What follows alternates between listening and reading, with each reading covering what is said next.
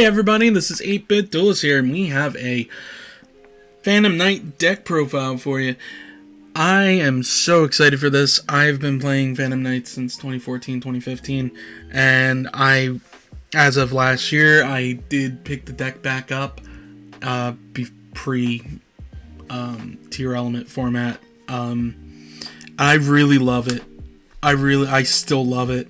When the adventure package came out, the deck's shown, and now with the horrors cards out, it's shining again. So I will warn you, this deck profile, let's get right into it. This deck profile is a little different. It is a little different because we are running weird ratios and we are running weird cards, because this deck isn't it's trying to accomplish something, right? It's trying to do the combo, right? And the combo is an Exceed card that is really annoying to deal with. We are also not running certain cards that you might scratch your head at.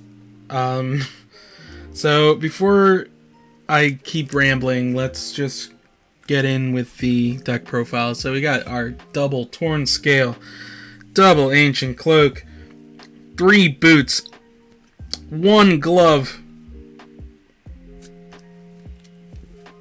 2 Fogblade, 1 Phantom Knight, Shade Brigandine, and then the I am also a Phantom Knight. So you need him, obviously. Since you're running the adventure package, you can put him back to 2. If you weren't running that package, run 3. Run 2. Always run 3. I tried running 2. It works. It's nice. Gloves, to be honest, I'd run it at 2 if I was playing a pure build, just because it's so good. Also, I really do miss having wings or having the sword.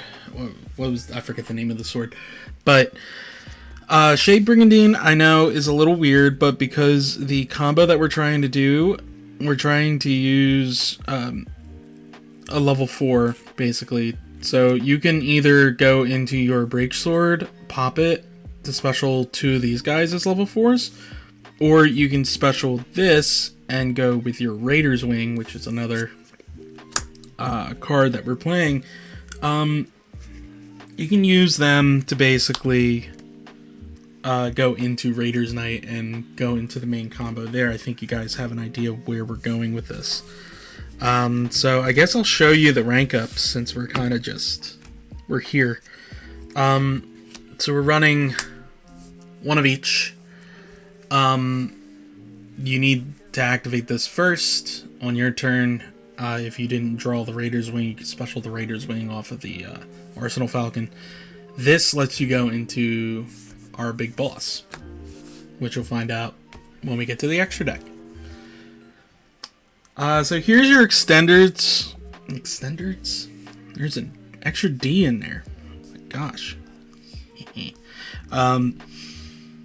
So I'm not running the danger package because my luck. This is the luck based game, right? I have the worst luck in the world. I don't care what kind of thing. I made a deck before with 60 cards in it and 5 spells. And I just get PTSD from every time I try to mill, because I ran Magical Merchant and he would always mill me 2 cards and I'd get a spell. So ever since then, me and discarding things at random and having it just be RNG is just not good for me. It's really rewarding when it happens, but I'd rather not discard a card that I wish I didn't discard. When I can just run these extenders that do better, basically. So just to keep in mind, any Phantom Knight plus either a boots or a way to get the boots, and these guys or any, like, this is an extender too. So any of your other Phantom Knights, and this, or even this and this, is full combo. To get to our big boy, that's going to be at the end of the video. Doing my best not spoiling it, even though it's really, really, really obvious. So here's our adventure lineup. It's weird. Please don't hate me. 3 Water Enchantress. I want to see it more. I want to discard it more. I want to mill it more. I don't want to mill this. I don't want to see it. I hate it. I don't want to see it at all. Please tell me what I need to do to make the greens in my video not gray, because I don't know how to do it. Is it the contrast? I don't know, but it just makes it look like I'm playing proxy cards. Faithful Adventure. Oh, jeez Louise. Oh, God. Faithful Adventures. Draco Pack. Wandering Griffin Rider. Illegal Knight. The reason we are running, Lord have mercy, oh my god, the reason we are running this guy is because after we go through our Griffin Rider, the only other target we have is Enchantress, and Enchantress does not do anything past turn 2, other than get right back, and that's about it. The cool thing with Illegal Knight is you can do a really nasty combo where you special summon it, you give them the boy, bounce 2 cards, and then you Draco back it back to your hand. That is a really nasty combo, and it's hilarious because they just, like, if you think about it, right, if you draw Illegal Knight or Griffin Rider, this gives you another avenue to go down to deal with your opponent's cards, right? So even just the adventure engine, you take care of 3 cards. Potentially 5 or even 4. You know what I mean? Like this bounces to non-targeting, and then this, I think it's non-targeting, and then this is an Omni Negate. So Illegal Knight is such a good card. It is such a good card. I really love it a lot, and it's another dart too. And 1, 2, 3, 4, 5, 6, 7. Okay, it's at level 7, which isn't, you know, whatever. So we're going to the new guys. We're going with 3 Mseti, 1 Duamutef.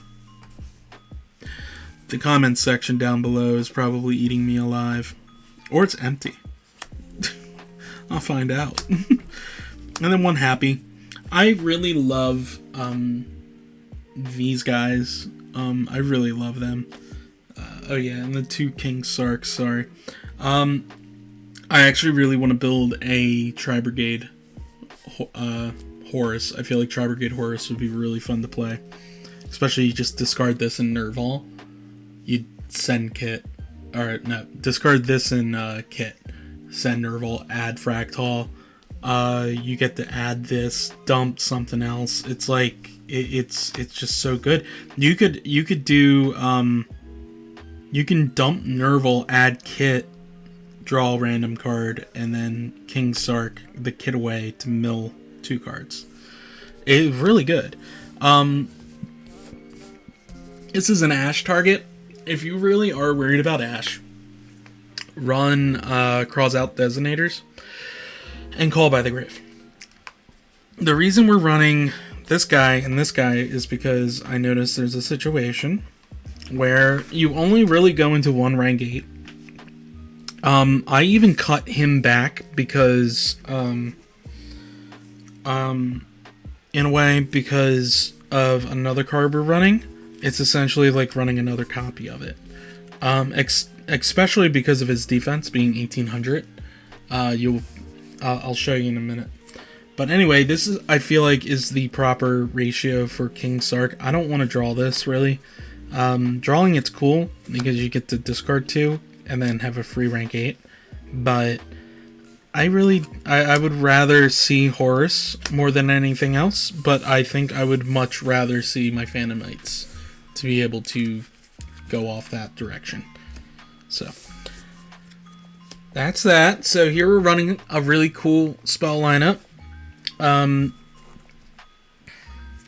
Running 2 Thrust. Now because we are running 2 Thrust, I have what's called power spells. Now, I had this kind of funny idea that Yu-Gi-Oh! Started with a bunch of very strong spells, right? Power spells, you know, Pedigree, Graceful Charity, Forceful Entry, Delinquent Duo. You had all these cards that did get limited or banned at one point or another. And Thrust lets you kind of just search any of them out, you know? So that's why we're only running one of each. Weird. I know, it's weird. It's probably weird. Maybe it's not weird. I don't know. I'm a weird person. And I can't wait to share that with you. I can't wait to have this really fake persona. So my theory, and you might be able to kind of argue with me with this, if you're running 2 Thrust, right? It's essentially like running 2 more copies of Talents, 2 Prosperity. You know what I mean? So a playset, because we're running 2 Thrust, we're running a playset of Talents, a playset of Pot, playset of Lightning Storm, and a playset of Small World. Now, Small World Bridge. Small World Bridge, let's go. This is why I suggested we need to run only 2 Imseti from now on.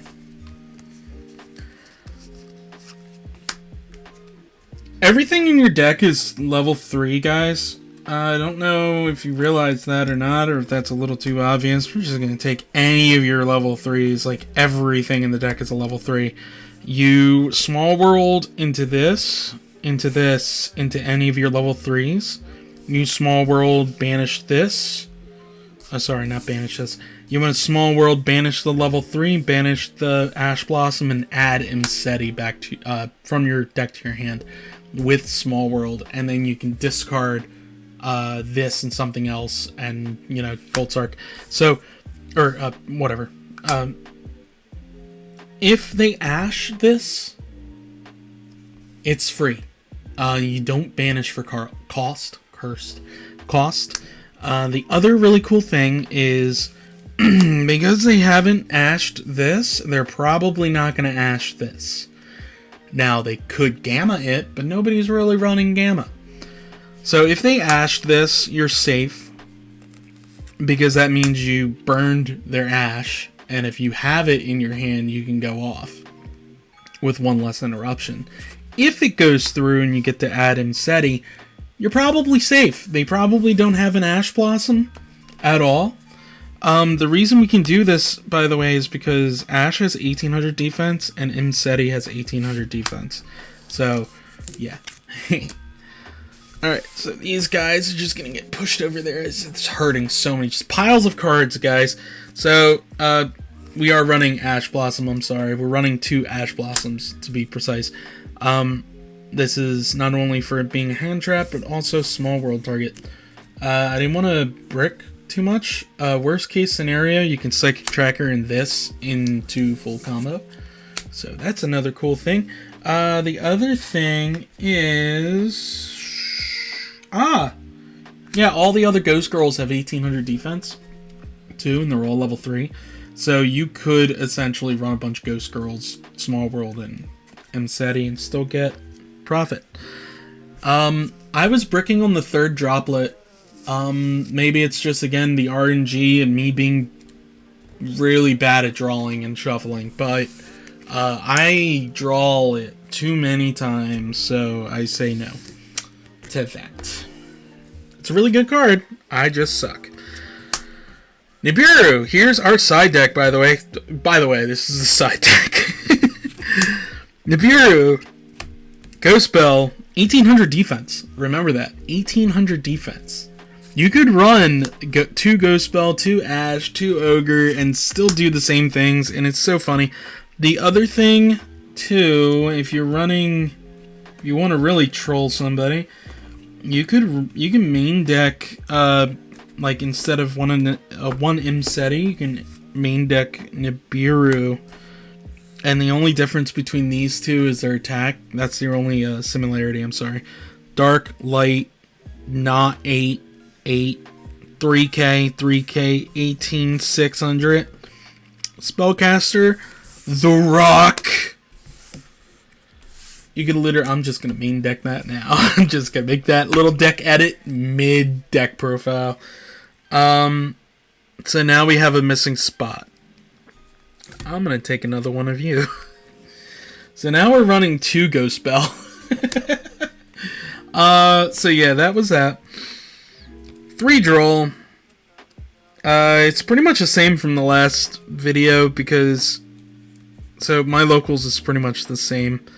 All the way around. So you got 3 Droll, Book of Moon, 2 Cosmic, 1 Forbidden Droplet, just in case I actually do need the 3rd one. We're doing that. Bell, Harpies, 2 Anti-Spell, 2 Imperm, 1 Evenly Matched because we are running Thrust. You're gonna either Triple Tactic into it or you'll draw it. Thrust can bring that out, so it's all cool. And then Ghost Spell. I don't know if I change anything. Maybe if the meta changes, I'll add some Bestials. Maybe that'd probably be a good idea. So here's the extra deck. Dark, Cherubini, Rusty, Underworld Goddess. We got double Break Sword. We have a Raider's Knight. Evil Swarm, not Evil Hero. Evil Swarm, Nightmare. And now for the spice, everybody. Dark Rebellion, Exceed Dragon. Dark Requiem, Exceed Dragon. And Arc Rebellion, Exceed Dragon. I think this is an anime moment bringing these guys out, but I love this card, honestly. Right next to Blue Eyes, this card is probably my second favorite dragon. It's a free monster negation. It negates and destroys the opponent's monster. And it negates the activation too. That's another thing that, like, a lot of cards say you can only activate this card once per turn. This just negates the activation. So they could activate another one, but, you know, it is what it is, I guess. I love it. It brings a Break Sword from the graveyard back to the field, so if Rusty's out, you get to pop a card. So the last couple ones are Arsenal Falcon, which you need for the combo, Vampire Knight, Hope Harbinger, and here it is. That's right, ladies and gentlemen, bringing out Kali Yuga in this deck. Haven't seen that coming. I definitely don't think you saw that 18 minutes ago in the beginning of this video. I just wasted all of y'all's time. All of y'all's time. So, Kali Yuga, when he's summoned, or after this card is Exceed summoned, for the rest of the turn, all of the cards and effects cannot be activated on the field, or other card effects on the field are negated. It is also a spell and trap removal. So, even if they decided to set everything, you can just blow it up. But yeah, this is the deck profile. I hope you all enjoyed it. Let's do a random art. Let's do a random test hand. 3, 4, 5. You're going to... You are so good. Look at that. Full Kali Yuga combo. Access to your Sarks.